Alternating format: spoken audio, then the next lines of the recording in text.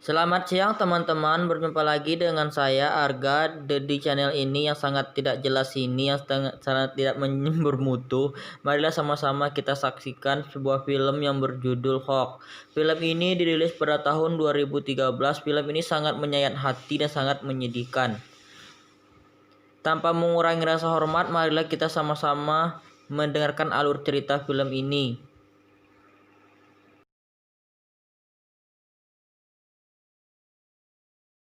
Di sini kita diperkenalkan dengan gadis kecil yang bernama Soun dan keluarga kecil yang sangat bahagia. Mereka hidup tanpa penjajahan seperti yang ada di Timur Tengah. Kancut, bukan kancut deh, lanjut. Ayah Soun bekerja di sebuah pabrik dan ibunya menjaga tokonya sendiri. Ayah Soun ini kurang beruntung dan kurang bisa mengambil hati anaknya.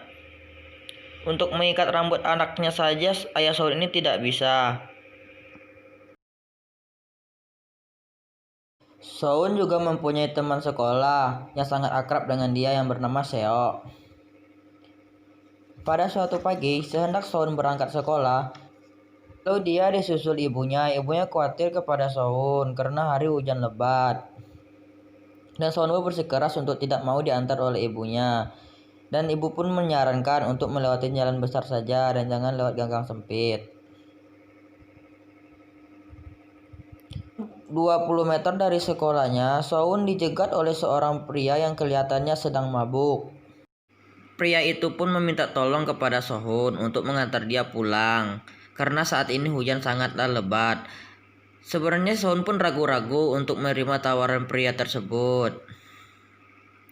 Singkat cerita, kita diperlihatkan oleh Soun yang sedang sekarat dan sedang menelepon 911. Tidak berapa lama polisi pun datang dan menyelamatkan Soun yang sekarat. Ibu temannya Soun melihat kejadian tersebut, tapi tidak tahu kalau itu Soun. Dia pun menelepon Mehe, ibunya Soun. Dia menyatakan ada anak perempuan yang sekarat yang ada dekat sekolahan Soun. Lalu kita diperlihatkan dengan ayahnya Soun yang lagi bekerja, dan dia pun ditelepon oleh polisi. Dan polisi menyatakan kepada ayahnya Soun karena Soun lagi kritis di rumah sakit. Sesampainya di rumah sakit, alangkah terkejutnya mereka melihat putri yang mereka sayang dalam keadaan luka yang sangat parah. Ayah Soun pun dipanggil oleh dokter ke dalam untuk menyatakan bahwa Soun mengalami kekerasan seksual kepada anusnya dan mengakibatkan anus dan usus besarnya robek. Soun pun harus dioperasi dan Soun pun harus memakai anus buatan.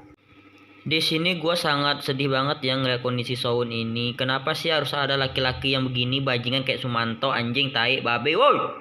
Sinyong. Singkat cerita, ayahnya Soun pun mendatangi kantor polisi dan menanyakan kepada polisi kenapa sih pelakunya belum ditangkap juga. Dan polisi pun memberikan keterangan kepada ayahnya Soun bahwa dia belum mempunyai bukti yang lengkap dan polisi untuk mewawancarai Soun secara langsung. Dan akhirnya datanglah seorang psikiater yang khusus untuk menangani anak-anak yang mengalami kasus gangguan seksual tersebut. Dan akhirnya Soun pun mau memberi keterangan kepada psikiater tersebut. Dan akhirnya pelakunya pun tertangkap. Sehendak si Son mau dipindahkan ke kamar pribadi, dia pun dikejar-kejar oleh wartawan untuk memintai keterangan.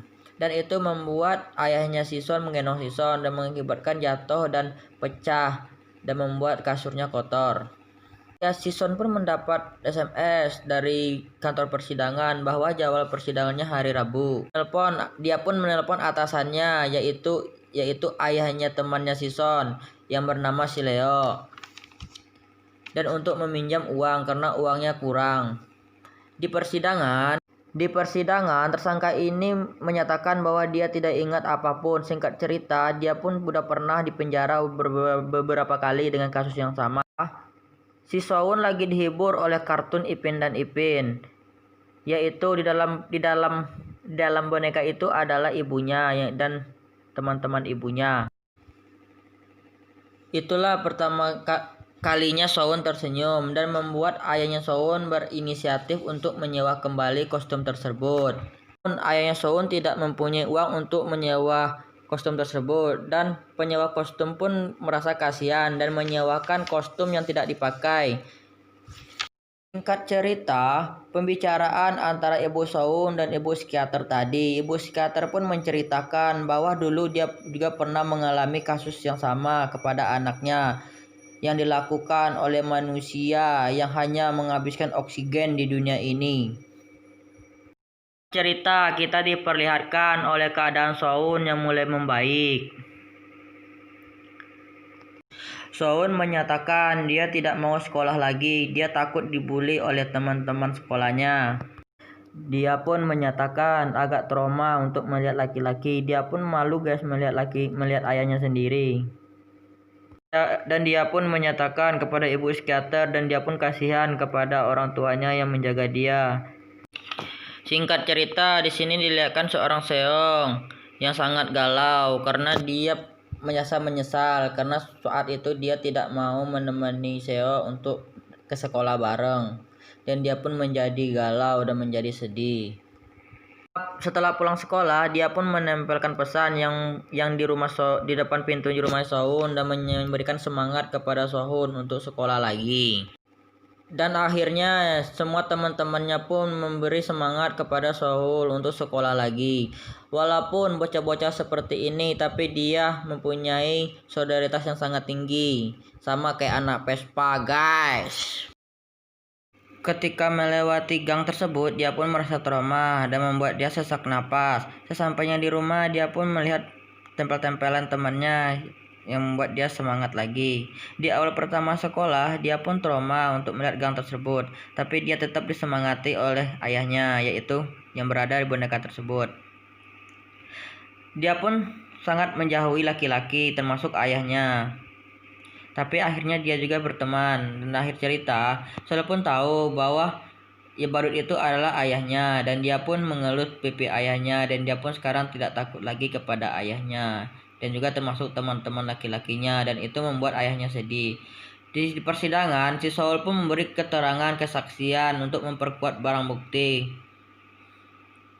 Namun, kakek Sugono ini tidak mengakui bahwa dia pun menyatakan tidak ingat apapun kejadian saat itu. Dan dia pun sempatnya meminta perdamaian kepada ayahnya Sohun, dan itu membuat ayah Sohunnya emosi. Ayah mana juga yang mau maafin kejahatan seperti itu. Sepertinya ini laki-laki nggak tahu diuntung. Dia juga orang yang sangat miskin, dan dia pun mengatakan di pengadilan bahwa dia akan mengulangi kejahatan yang sama. Dan singkat cerita, pengadilan pun memberi keputusan akhir bahwa kakek Sugino ini dijatuhi hukuman 12 tahun penjara. Dan itu membuat semuanya merasa kesal. Dan itu adalah putusan pengadil, tidak bisa digugat lagi. Dan akhirnya ayahnya Saul pun ingin membunuh penjahat tersebut, tapi dia dicegah oleh anaknya untuk tidak melakukan itu. Dan beberapa tahun kemudian adiknya Saul pun lahir, dan mereka pun bermain dengan bahagianya. Tamat. Cerita yang sangat menyedihkan. Semoga bermanfaat bagi kalian semua dan mengambil hikmahnya.